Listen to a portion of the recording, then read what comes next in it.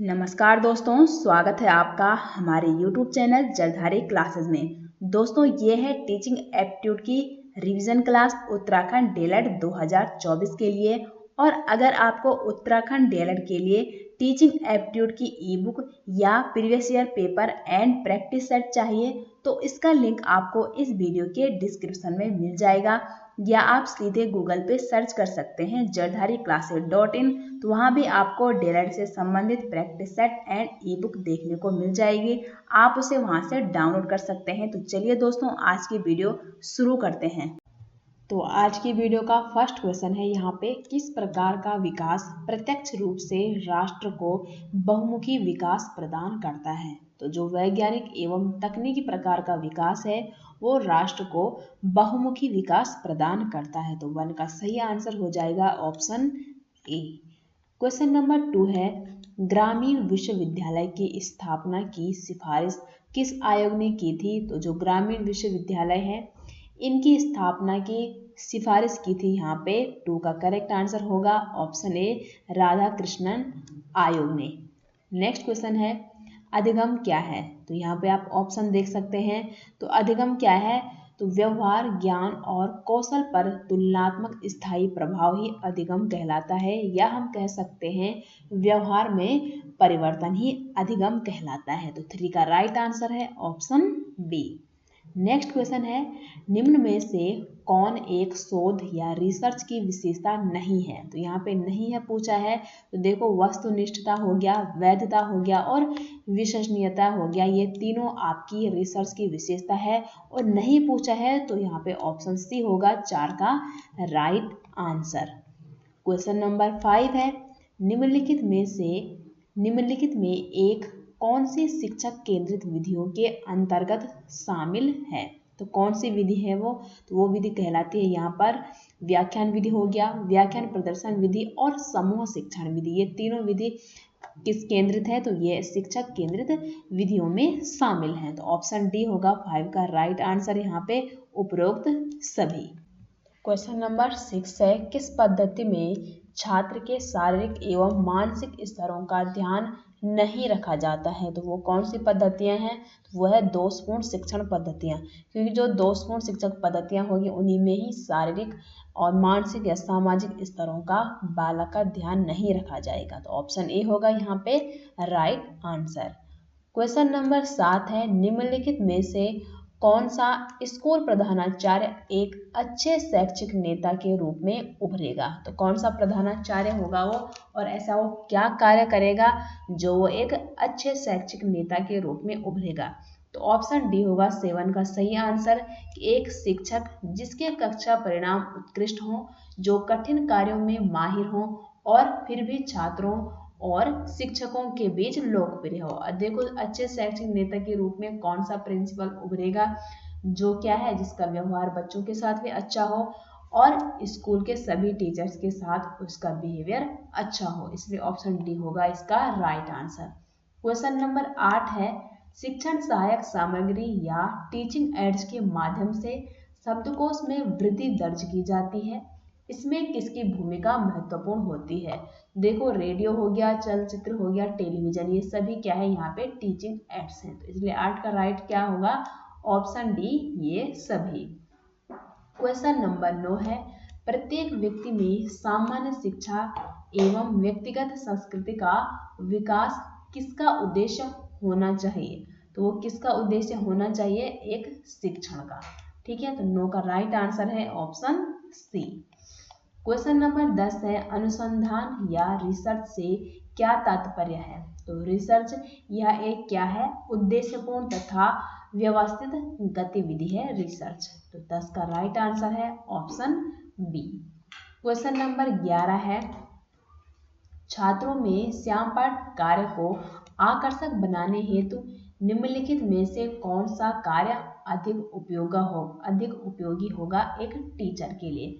Option A है यहाँ पे अच्छे लेख और श्यामपाठ कार्य के महत्व पर भाषण देना। देखो, अगर वो केवल भाषण देगा तो बच्चा ना ही कुछ सीखेगा, वो बोर हो जाएगा। तो इसलिए ऑप्शन ए गलत होगा। बी है, सभी छात्रों को समय समय पर श्यामपाठ पर अभ्यास कराना।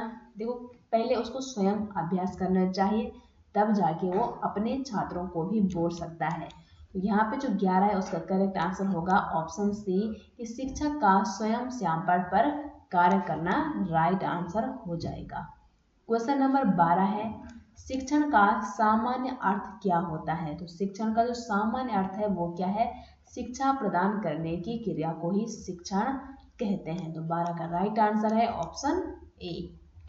क्वेश्चन नंबर 13 है समाज, स्कूल एवं परिवार के आपसी सौहार्दपूर्ण संबंधों के माध्यम से किस प्रकार की प्रक्रिया का निर्वहन सुचारू रूप से चलता है। तो कौन सी प्रक्रिया है वो, तो यहाँ पे जो 13 है इसका राइट आंसर है ऑप्शन ए शिक्षण की प्रक्रिया का।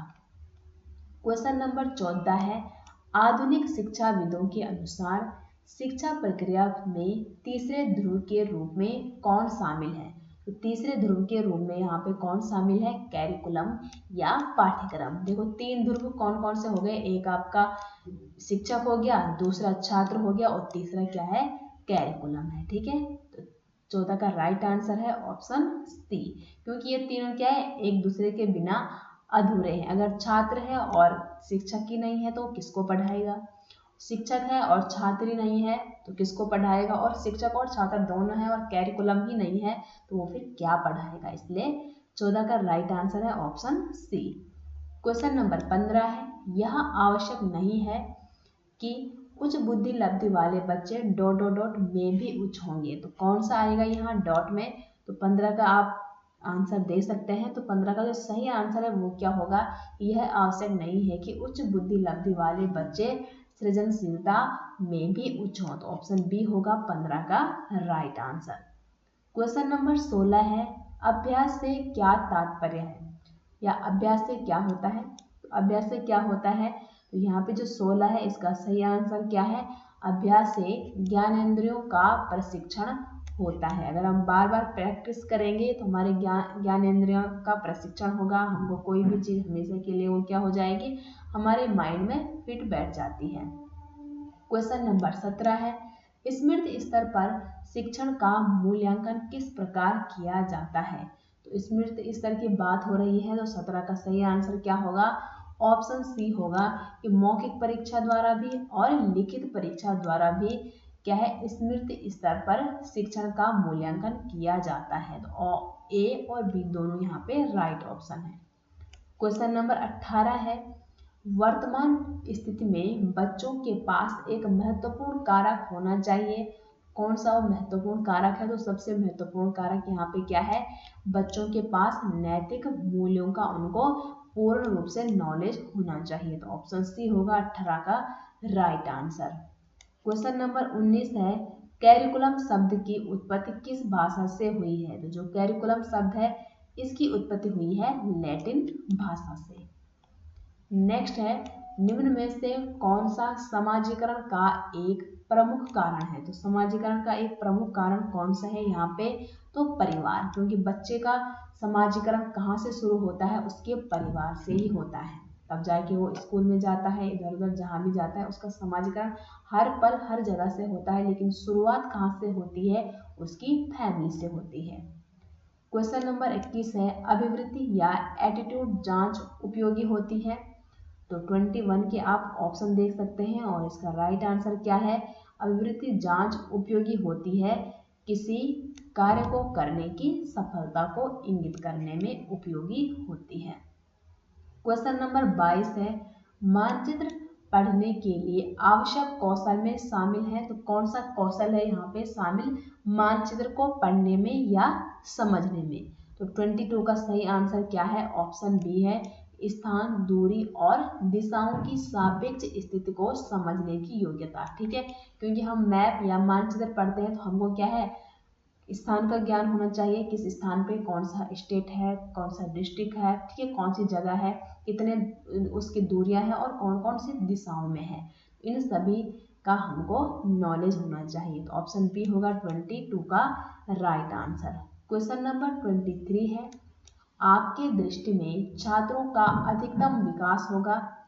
तो छात्रों का अधिकतम विकास कब होता है आपकी दृष्टि में, तो ऑप्शन बी यहाँ पे 23 का राइट आंसर है मानसिक कार्यों द्वारा। जितना हम अपने माइंड को बिजी रखेंगे, अपने माइंड को एक्टिव रखेंगे, तभी जाके हमारा पूर्ण रूप से डेवलपमेंट होगा।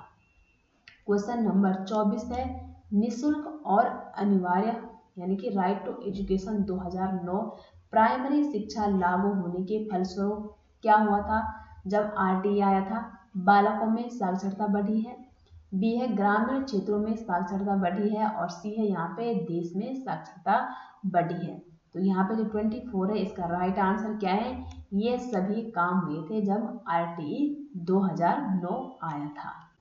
नेक्स्ट क्वेश्चन है, निम्नलिखित में कौन से समाजीकरण के गौण वाहक हो सकते हैं? तो समाजीकरण के गौण वाहक कौन कौन है? यहाँ पे विद्यालय और पास पड़ोस। तो 25 का राइट आंसर है ऑप्शन ए। क्वेश्चन नंबर यहाँ पे 26 है, सीखने में प्रेरणा की भूमिका होती है। तो सीखने में प्रेरणा की भूमिका क्या है? क्या बाल व्यवहार में परिवर्तन लाती है? बिल्कुल ये सही है। और यह चरित्र निर्माण में सहायता करती है और यह मानसिक विकास को बढ़ाती है। क्या? सीखने में प्रेरणा की ये सभी भूमिकाएं होती है। तो 26 का यहाँ पे सही आंसर है उपरोक्त सभी। क्वेश्चन नंबर 27 है, शिक्षण अभिवृद्धि या टीचिंग एटीट्यूड एवं एप्टीट्यूड का कौन सा उद्देश्य नहीं है? नहीं है पूछा है। तो देखो, शिक्षण को सफल बनाना तो टीचिंग एटीट्यूड हो या टीचिंग एप्टीट्यूड दोनों का ही उद्देश्य है। शिक्षण को रोचक एवं वैज्ञानिक बनाना भी है और छात्रों में मानवीय मूल्यों का विकास करना भी है। लेकिन कौन सा उद्देश्य नहीं है? तो छात्रों में रटने की प्रवृत्ति को बढ़ाना, ये नहीं टीचिंग एप्टीट्यूड का उद्देश्य है, और ना ही टीचिंग एप्टीट्यूड या किसी भी टीचिंग मेथड का ये क्या है? उद्देश्य नहीं होता है कि छात्रों में वो रटने की भावना को उत्पन्न करे या रटने की प्रवृत्ति को बढ़ाए। तो ऑप्शन सी यहाँ पे राइट होगा। क्वेश्चन नंबर 28 है, शिक्षण का कार्य किसके बिना संभव नहीं हो सकता है? तो शिक्षण का जो कार्य है वो सिखाने के बिना क्या है? संभव नहीं हो सकता है। तो 28 का राइट आंसर है ऑप्शन ए।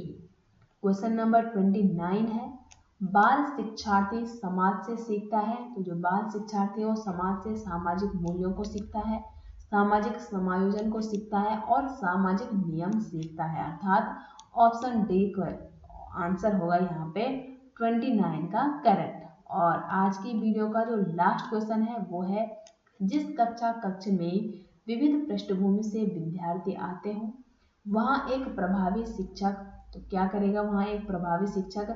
तो यहाँ पे आप ऑप्शन देख सकते हैं और राइट आंसर क्या है वो आप कमेंट बॉक्स में बता सकते हैं। तो 30 का राइट आंसर है यहाँ पे, वंचित पृष्ठभूमि के विद्यार्थियों को कठिन परिश्रम करने के लिए कहेगा ताकि वे अपने साथियों के बराबर पहुंच सके। बिल्कुल यहाँ पे क्वेश्चन नंबर 30 का बी ऑप्शन राइट होगा। और ये थी दोस्तों आज की वीडियो। उम्मीद करते हैं आपको ये वीडियो पसंद आई होगी। वीडियो पसंद आती है तो वीडियो को लाइक करें, शेयर करें, कमेंट करें, और आपको इन 30 क्वेश्चन में से कितने क्वेश्चन आते थे वो आप कमेंट बॉक्स में जरूर बताइएगा। तो मिलते हैं एक नई इंटरेस्टिंग वीडियो के साथ, तब तक के लिए आप सभी का बहुत बहुत धन्यवाद।